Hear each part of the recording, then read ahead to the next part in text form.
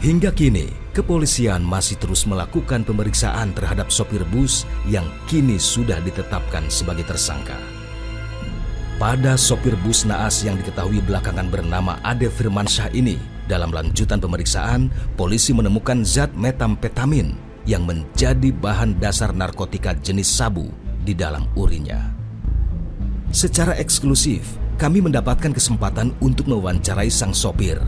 Dan inilah pengakuan Ade Firmansyah, pengemudi bus naas itu, yang diketahui belakangan ternyata Ade Firmansyah tidak memiliki surat izin mengemudi atau SIM B pada saat kejadian.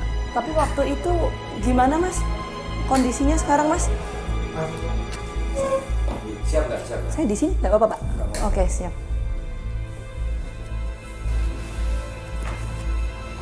Sebelumnya apa nih? Ini Sebelah kiri aja ya Mas ya? Iya, sama tangan sama. Tapi waktu kejadian itu kondisi ini Mas, apa namanya, sadar atau sempat pingsan waktu itu? Enggak, pingsan apa? Enggak ya, sadar ya? Oh, oke. Kejadiannya jam berapa waktu itu Mas Ade? 6. Jam 6 pagi. Jadi waktu itu Mas Ade yang nyetir sendiri? Oh, itu ada ini Mas, 2 sopir di situ tuh gimana Mas? Cuman saya sama sopir aslinya. Oh, sopir asli. Oh, ada sopir aslinya? Iya. Sopir asli itu namanya siapa kalau boleh tahu Mas? Mas Ari. Mas Ari.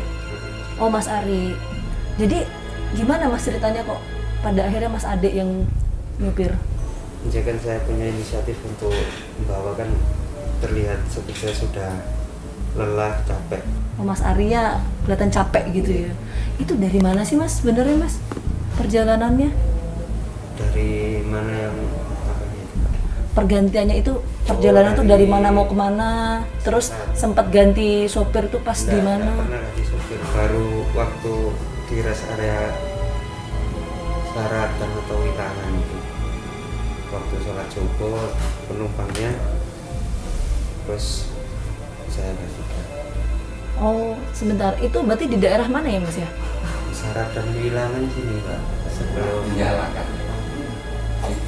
sebelum Nganjuk itu. Oh, sebelum Nganjuk.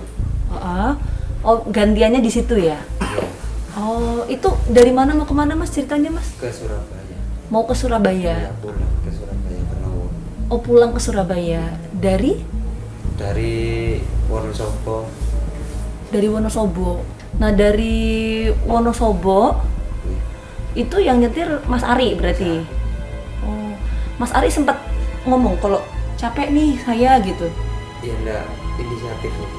Oh, inisiatif. Itu gimana Mas ceritanya Mas waktu itu? Kejadiannya. Heeh. Saya seliut, ngantuk, terus saya sadar ban sebelah kiri saya itu turun jalan. Akhirnya punya niatan buang ke kanan, nggak tahu udah kejadian. Waktu itu kira-kira berapa Mas? Waktu pas nyetir itu kecepatannya berapa sih kira-kira? Sekarang 80 km/an. Oh, terus tiba-tiba ngantuk gitu Mas? Iya, tiba-tiba strip gitu aja. Mau sadar udah turun aspal banyak. Saya niat buang kanan, ternyata udah situ. Mas bisa digambarin nggak sih waktu pas kejadian itu sebelum 2 menit ya sebelum kejadian itu kondisi di dalam bus itu gimana? Ya, Misalnya penumpangnya gitu. Ini saya lihat di spion tengah itu penumpangnya ya tidur semua Mbak. Penumpang tuh tidur semua? Iya, tidur semua. Terus waktu itu 2 menit setelahnya bung langsung ya? Iya. Nabrak apa sih itu Mas? Papan ini ya? Papan elektronik Iya, atau apa? papan reklama atau apa ya? Oh, apa Pak? Papan tiang. Kalau bahasanya VMS, VMS. Badan Musik Sing. Terus habis itu setelah kejadian Mas nabrak itu Kepental. ini penumpangnya kepental. Saya nggak tahu penumpangnya. Oh. Saya kan kepental keluar. Oh, Mas kepental keluar. Iya. Oke. Terus kondisi penumpang waktu itu gimana Mas? Haus Mbak. Yes, saya lihat dari kejauhan aja Mbak. Ada yang dia melihat berdarah sini. Terus sampai ambulan datang itu saya dinaikin ambulan. Udah. Mas ini memang kerja sehari-hari, saya bilangnya sopir atau apa Mas? Kernet. Kernet ya? Iya. Oh kernet. Mas tapi punya SIM? Sini. Saya Oh SIM A? Oh kalau untuk yang mengemudikan B. bus? Harusnya pakai B. Iya, yang untuk mengemudikan bus nggak ada? Nggak ada. Oh nggak ada.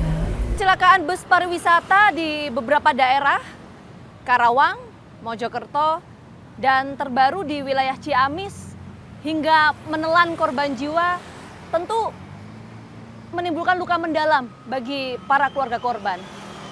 Bagaimana kejadian kecelakaan ini bisa terjadi? Apa sebetulnya menjadi penyebabnya? Kita akan coba temukan faktanya bersama saya Gina Vita.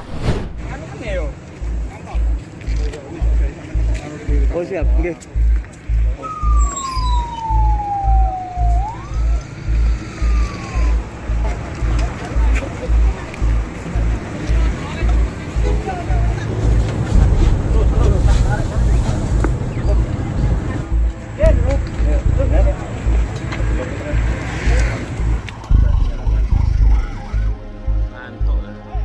Senin pagi 16 Mei 2022, duka menyelimuti sejumlah korban kecelakaan bus wisata di Tol Mojokerto. Tak ada yang menyangka, bus yang membawa 33 penumpang rombongan wisatawan ini berakhir dengan tragis. Bus ini membawa wisatawan dari Benowo, Surabaya. Rombongan ini berwisata dari Surabaya ke Jawa Tengah. Saat kejadian, bus tengah melaju kembali ke Surabaya untuk pulang. Tapi kenyataan berkata lain. Sebagian penumpang tak kunjung tiba di rumah, melainkan bus pariwisata Ardiansyah menabrak tiang variabel message sign atau VMS di kilometer 712.400A Tol Surabaya Mojokerto. Dan inilah gambar ketika peristiwa naas itu terjadi.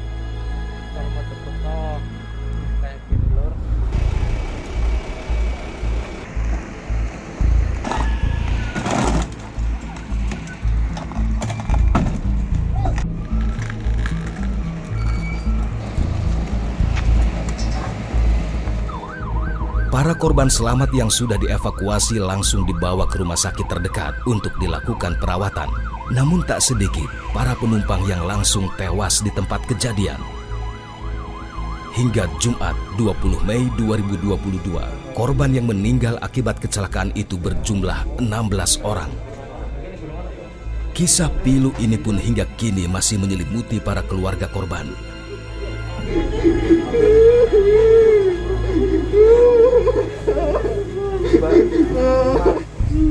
Iku pada turun situ aku ini pecah.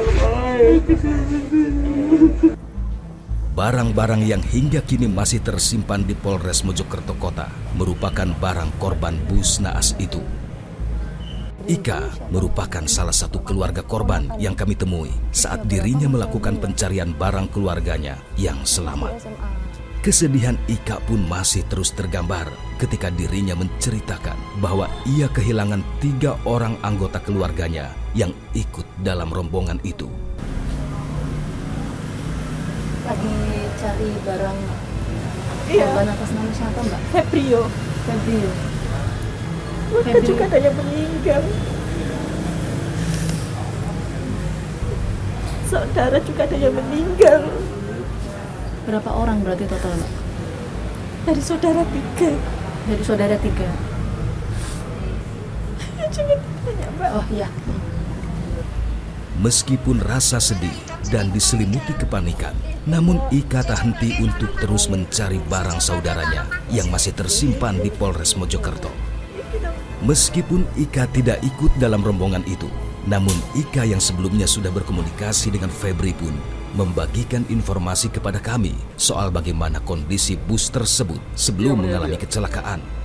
Mas Febri sempat cerita sama Mbak Ika waktu pas di rumah sakit atau sempat ngobrol gitu nggak Mbak? Ya waktu keadaan ke Surabayanya itu kan pakai ambulans, saya dampingi gini. Loh kok nggak istirahat, kenapa gitu? Nggak digantiin supir cadangannya gitu. sudah diingatkan ayo kita istirahat, itu sempat oleng katanya, langsung supirnya itu dibangunin gitu loh, sudah kecapean katanya gitu. Itu jadi yang bangunin penumpangnya, Mbak? Iya, sudah bilang gitu. Adik saya ngerti kan, soalnya itu lo main game gitu loh adik saya. Lo kok gini gitu. Langsung bilang ke temannya. Itu lo sudah capek mungkin, ayo kita istirahat. Enggak apa-apa bilang gitu. Febri adalah salah satu keluarga Ika yang selamat dari peristiwa tragis itu. Hingga kini Febri masih terbaring di rumah sakit untuk mendapatkan perawatan. Maaf Mas, yang nyetir itu waktu itu siapa Mas, yang perjalanan dari pulang perginya itu siapa? Kurang paham kalau yang nyetir. Namanya Tapi nggak tahu. tapi sempat ada ini pergantian supir gitu, betul Mas? Iya katanya sih ada. Pergantian supir itu di mana Mas kalau boleh tahu? Pas lokasinya di mana? Rest area Ngawi kalau nggak salah, lupa. Oh Ngawi, itu baru pergantian supir ya di situ ya. Tapi sebelum pergantian supir tuh perjalanan lancar Mas? Lancar-lancar aja. Setelah ada pergantian supir itu juga lancar aja atau gimana? Ya itu ya. Kurang paham sih. Soalnya saat itu saya posisi tidur. Oh posisinya tidur. Iya, posisi tidur. Yang Mbak Iya, Ika yang cerita itu. adik yang satunya tangganya gitu. Tangganya bilang gitu loh, katanya sempat oleng gitu, terus mau istirahat nggak jadi diteruskan gitu. Tapi di dalam bus itu ada orang atau penumpang-penumpang pada ngomong udah Pak istirahat aja itu gitu Mbak ceritanya atau Enggak, gimana? ya kayak perasa aja katanya gitu, cuma perasaannya aja gitu. Tapi ngomong langsung nggak ke supirnya waktu itu? Enggak, yang supir yang tidur. Oh.